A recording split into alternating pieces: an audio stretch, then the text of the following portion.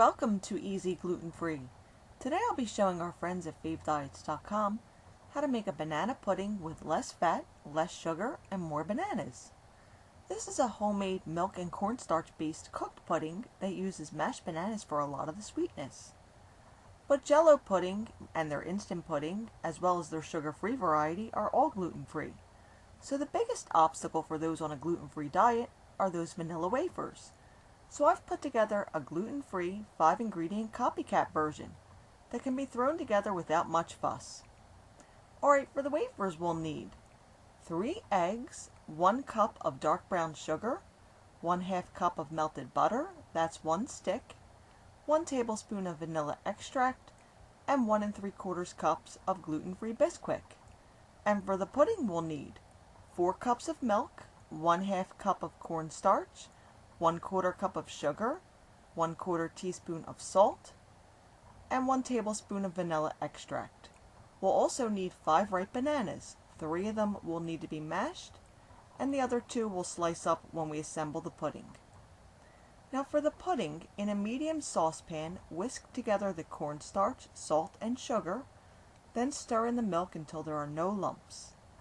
Now over a medium-low heat, bring the mixture up to a boil, stirring continuously.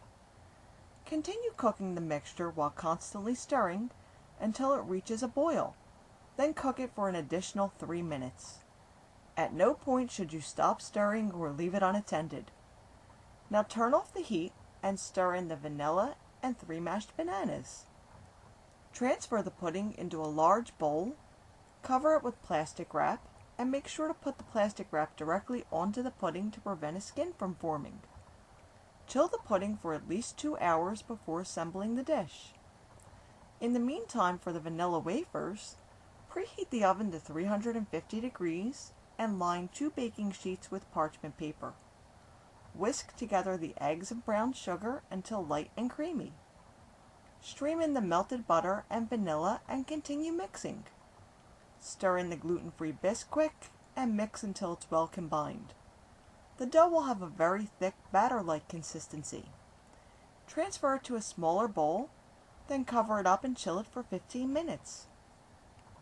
Now drop by level tablespoonfuls onto a prepared baking sheet, being sure to leave about an inch between each cookie. I used a small scooper to accomplish the task. Now wet your fingers to smooth the tops of the cookies of any lumps or bumps. Here's a few before and after shots of this smoothing technique. Now bake the cookies for 13 to 15 minutes or until golden brown around the edges.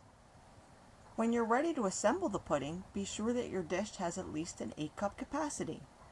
Then add a layer of the wafers, then the bananas and pudding. And repeat these alternating layers about 3 or 4 more times depending on the size and shape of your dish. Finish off with a layer of wafers on top. Then chill the pudding for at least 6 hours to set before serving. If you do have a few extra calories to spare, you can garnish with a little whipped cream.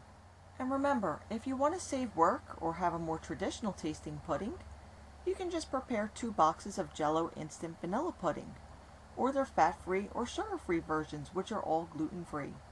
So give this one a try, and if you'd like to see the recipe in print, you could always visit my blog. And for more free, healthy recipes and tips for virtually any diet, visit my friends at favediets.com. See you again soon!